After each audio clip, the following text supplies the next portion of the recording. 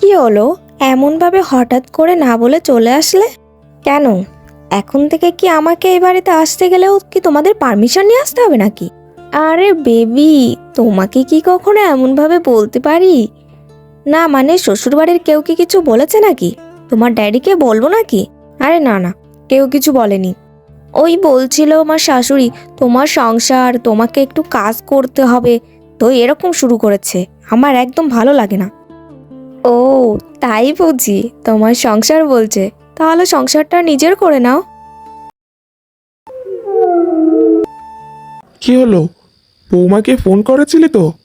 কি এমন হলো যে বৌমা কাউকে না বলেই চলে গেল?